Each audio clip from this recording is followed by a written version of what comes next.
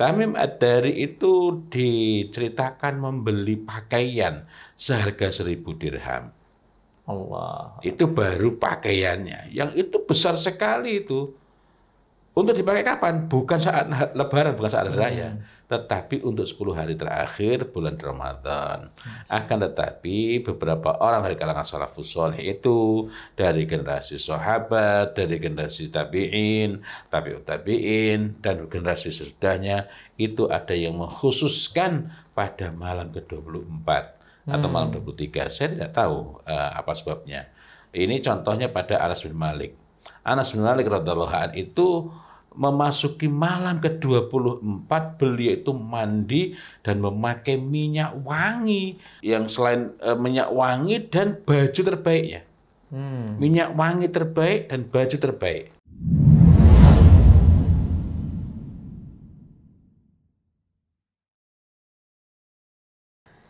Assalamualaikum warahmatullahi wabarakatuh. Waalaikumsalam warahmatullahi wabarakatuh. Bismillah, la haula wa la quwata illa billah, wassalatu wassalam ala rasulillah.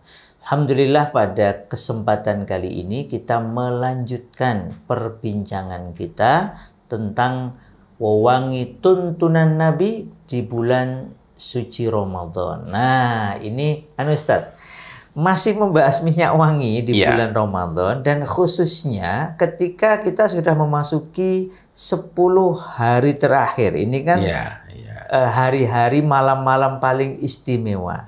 Apakah ada tuntunan khusus Ustadz memakai minyak wangi di malam-malam di hari-hari terakhir bulan Ramadan ini? Ini menarik nih. Saya ingin membagi pembicaraan ini menjadi 3 segmen. Masya Allah, 3 segmen ya. Pertama, bahwa secara khusus saya tidak menemukan dalil-dalil yang menyuruhkan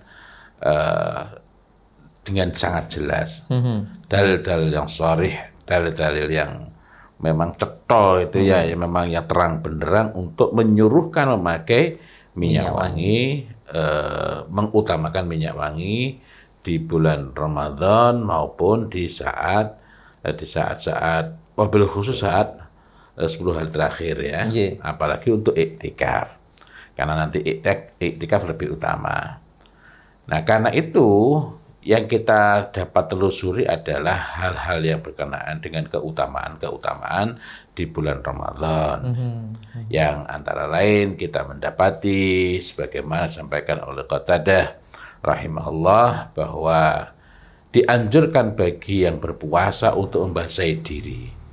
Maksudnya untuk apa? Agar tampak segar, demi menghilangkan kesan lusuh karena puasa.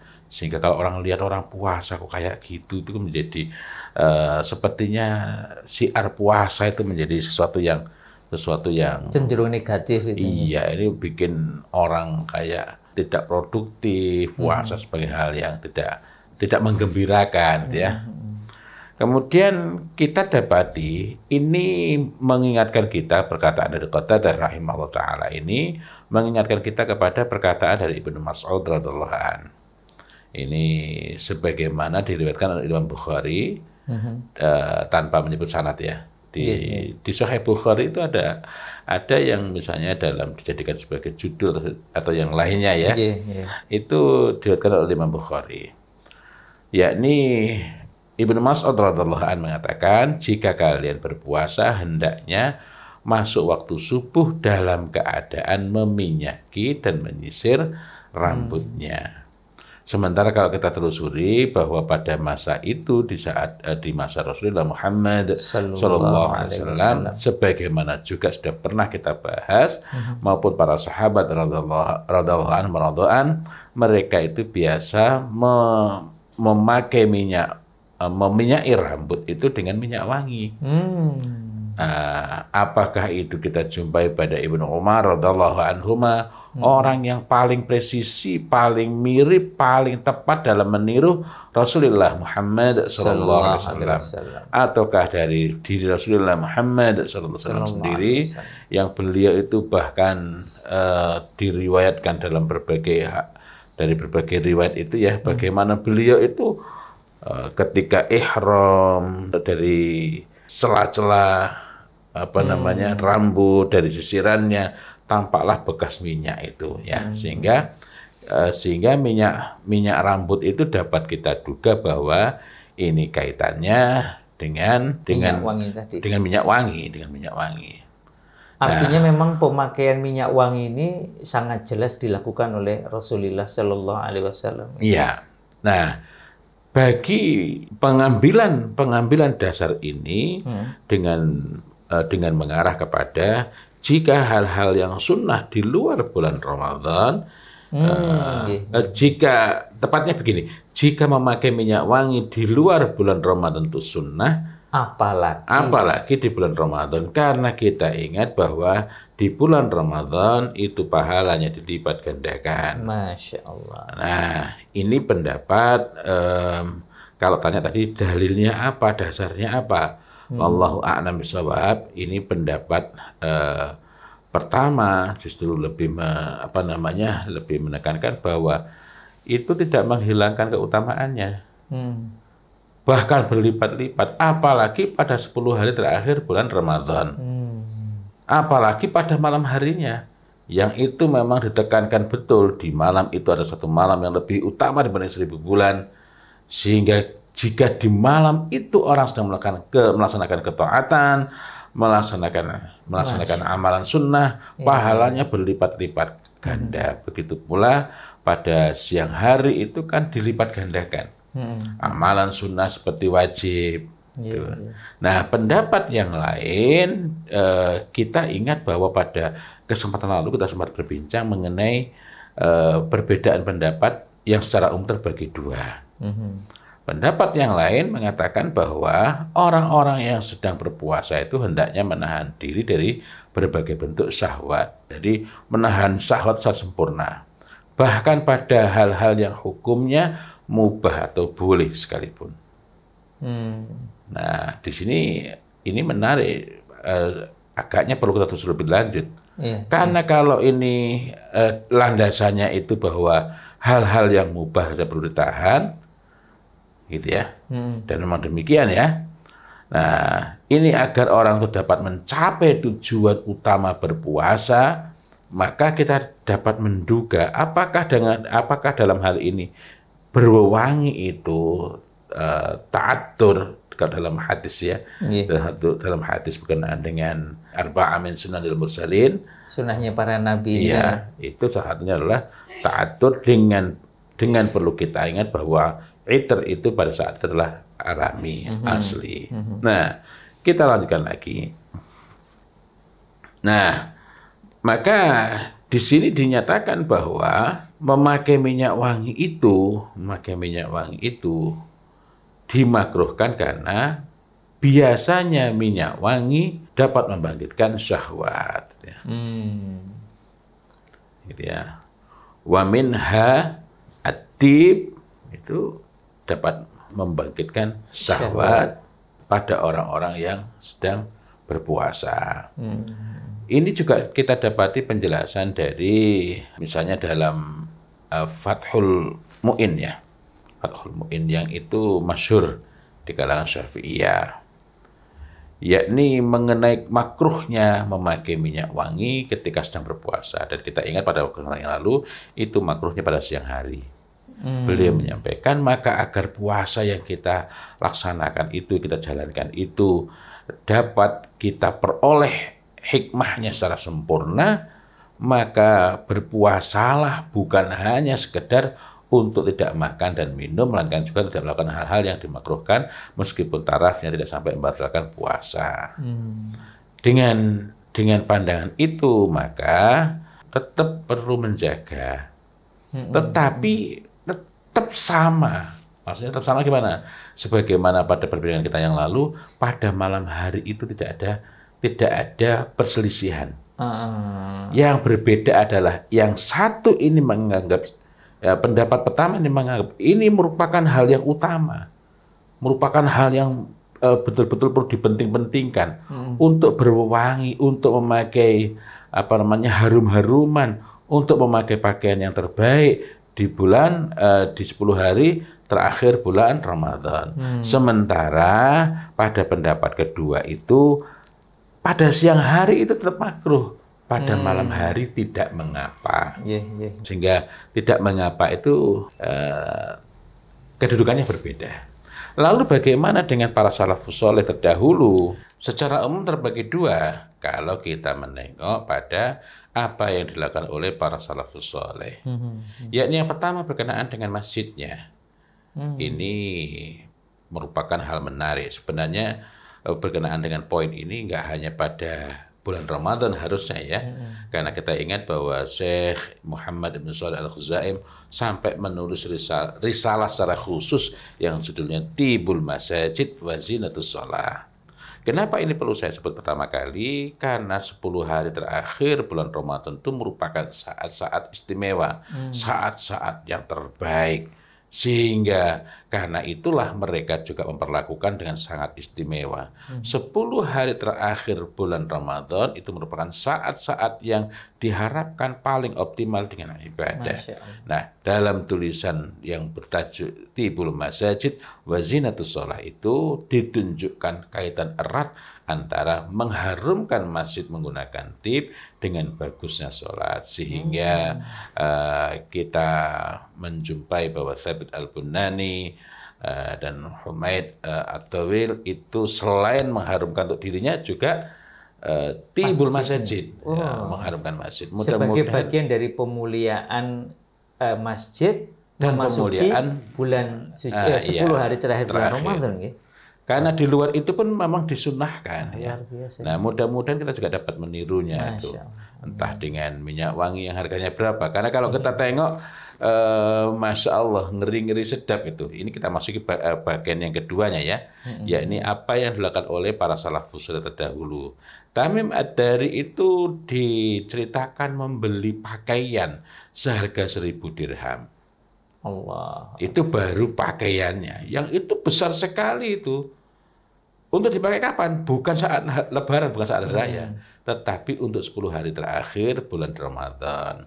Akan tetapi beberapa orang dari kalangan salafus saleh itu dari generasi sahabat, dari generasi tabi'in, tabi'ut tabi'in, dan generasi sesudahnya itu ada yang mengkhususkan pada malam ke-24. Atau malam 23. Saya tidak tahu apa sebabnya. Ini contohnya pada Anas bin Malik. Anas bin Malik radhiyallahu anhu itu memasuki malam ke-24, beliau itu mandi dan memakai minyak wangi yang selain minyak wangi dan baju terbaiknya. Minyak wangi terbaik dan baju terbaik. Mandi malam-malam ya? Malam itu untuk menyambut malam itu ya? Nanti kita menjumpai dalam riwayat yang lain bahwa para salafus saleh wabil khusus dari generasi para sahabat dan tabi'in itu mereka memperbanyak membiasakan mandi antara 2 isya. Maksudnya antara 2 isya itu adalah antara maghrib dan isya. Sehingga begitu memasuki isya, mereka sudah siap untuk iktikaf. Itu betul-betul dalam kondisi bersih. Nah, ini penting sekali untuk dicatat. Jadi iktikaf itu bukanlah saat untuk merayakan kelusuhan. Ya. Kucem dan lain-lain ya. Tetapi kalau kita lihat di situ, Masya Allah, Ayyub As-Sikhtiyani itu juga biasanya demikian, biasanya mandi pada malam 23 dan 24, lalu pakai baju baru yang dikhususkan beli untuk menyambut ini, dan minyak wangi yang terbaik. Minyak wangi terbaik itu apa? Jika kita menengok, Masya Allah, Anas bin Malik itu keunikannya atau kelebihannya, jangankan dalam soal minyak wangi. Suatu ketika beliau ini kan pernah mengabdi ya. Memang diserahkan oleh orang tua beliau agar mendapatkan didikan dan sekaligus berkhidmat pada Rasulullah Muhammad SAW. Nah, suatu ketika beliau ini kan diajak oleh Rasulullah Muhammad SAW untuk menghadiri jamuan makan, ya? seorang tukang jahit gitu yang sangat menginginkan agar dapat menjamu, dan beliau masakan sendiri buat Rasulullah Muhammad sallallahu alaihi wasallam. Nah, pada saat jamuan itu Anas bin Malik lihat Rasulullah ini menunjukkan selera, menunjukkan ketertarikan, menunjukkan minat pada labu kuning, duba, labu kuning, pumpkin. Nah, itu bukan perintah. Anas bin Malik melihat, maka semenjak saat itulah Anas bin Malik radhiyallahu an mewajibkan dirinya, mengharuskan dirinya untuk menyukai labu kuning tadi. Kenapa? Karena Rasulullah menyukainya. Allah. Maka apatah lagi jika sesuatu itu betul-betul memang Rasulullah menyukainya, gitu ya. Dan amat sangat dinyatakan, dianjurkan. Kita ingat bahwa dalam soal minyak wangi itu Rasulullah Muhammad SAW redaksinya bukan mengatakan aku menyukai, tapi hubbiba ilayya, dijadikan cinta pada diriku ini min dunyakum, atau min dunya, ada yang min dunyakum, ada min dunya, dari dunia atau dunia dari kalian itu an-nisa watib, dan minyak wangi. Sementara dari Anas bin Malik pula kita mendapatkan Rasulullah SAW sukatun, ini wadahnya. Nanti juga. Yang kedua, dari Anas bin Malik radhiyallahu an menyatakan, nah, ya kalau yang ini nanti kita perlu cek lagi karena nanti dalam riwayat yang lain faedahnya berbeda untuk 10 hari terakhir. Itu ya, wabil khusus katanya 10 hari terakhir. Yakni kana yu'jibuhul faghiyah. Tapi dalam riwayat yang lain, ini bukan saling bertentangan, ini saling menguatkan. Atyabut tib al-misk. Nah, dari sini kita dapat menyimpulkan kenapa para salafus soleh itu betul-betul berusaha agar di saat-saat istimewa ini mengupayakan bisa memiliki minyak wangi yang terbaik dari dari misik maupun ambar, ataupun yang lain semisal ward. Nah, mudah-mudahan lain waktu kita bisa secara khusus ya untuk menjelajah ke tempat ward. Karena ward ini juga sering disebutkan selain misik dan ambar. Masya Allah. Ward itu mawarnya. Oh iya, misik, mawar ya. Misik, ambar, mawar. Tapi kalau faghiyah itu berbeda. Oh, iya. Faghiyah. Faedahnya ada yang khusus itu Ustaz. Iya, dan itu perlu pembahasan tersendiri. Meskipun mandi di antara dua isya tadi sebagian itu mengaitkan ke sana, tetapi saya merasa ini bukan hal yang pas untuk dibicarakan, karena kalau itu masih dengan saat iktikaf, ini menyelisihi yang lain, gitu ya. Maksud saya anjuran mandi yang berkonotasi lebih luas itu memang ada kalanya disangkutkan dengan hal-hal yang khusus, tetapi hal-hal dikaitkan dengan hal-hal yang khusus itu terutama berkenaan dengan Jumat, bukan berkenaan dengan iktikaf di 10 hari terakhir. Nah, saya tambahkan sedikit, walaupun ada perbincangan yang berkenaan dengan Ibnu Umar radhiyallahu anhuma yang berkaitan juga dengan mandi. Ya, artinya mandi di antara dua isya itu, atau bahkan memperbanyak mandi di antara dua isya itu menjadikan orang bisa lebih khusyuk pada isyanya. Tapi ini perlu pembicaraan tersendiri. Ini tadi sudah 2 segmen apa sudah 3 segmen? Sudah tiga ya berarti ya. Iya. Yang pertama tadi berarti membahas tentang hukum, bahwa tidak ada nas yang secara khusus menyatakan, tidak ada secara khusus yang menyatakan untuk anjuran memakai minyak wangi di bulan Ramadan maupun di waktu iktikaf. Ya, yang kedua tadi saya sempat membicarakan mengenai pendapat yang menyatakan makruhnya memakai minyak wangi di bulan Ramadan pada siang hari. Dan saya ajak kita semua melihat bahwa kalau sudah berbicara mengenai malam hari, tidak ada perselisihan. Meskipun ada perbedaan antara yang satu dengan yang antara yang boleh dengan yang menganjurkan tadi. Kalau yang kedua kan itu tidak mengapa. Tidak. Sementara kalau yang pertama tadi itu adalah jangankan di bulan Ramadan, apalagi iktikaf. Sedangkan di luar pun merupakan hal yang baik, dengan menekankan pada segmen pertama tadi bahwa di bulan Ramadan itu Qatadah menganjurkan agar bisa tampil clean gitu ya. Begitu juga Ibnu Mas'ud radhiyallahu an yang menganjurkan dengan yang diriwayatkan oleh Imam Bukhari tanpa menyebutkan sanadnya, menganjurkan untuk mengklimiskan diri gitu ya. Yang ini semua menunjukkan bahwa ini merupakan hal yang baik. Nah, di segmen ketiga tadi kita baru menyebut contoh-contoh dari generasi salafus saleh. Masya Allah. Nah, ini silahkan kita sambut hari-hari terakhir, malam-malam terakhir Ramadan dengan sebaik-baiknya. Satu di antaranya kalau kita memungkinkan memberikan mewangikan diri kita dengan minyak wangi yang kalau memungkinkan yang disukai oleh Rasulullah Sallallahu Alaihi Wasallam. Tadi bahkan ada juga yang bukan hanya mewangikan dirinya, tetapi juga masjid-masjid yang dipakai untuk iktikaf dalam rangka memuliakan masjid maupun memuliakan bulan suci maupun khusus memuliakan 10 hari terakhir. 10 hari terakhir bulan Ramadan, karena memang kita harapkan ada satu malam yang kita bisa berjumpa dengan Lailatul Qadar khairun min alfi syahr. Demikian, semoga bermanfaat, semoga Allah Ta'ala ridhai segala ikhtiar kita. Wabillahi taufiq wal hidayah. Wassalamualaikum warahmatullahi wabarakatuh. Waalaikumsalam warahmatullahi wabarakatuh.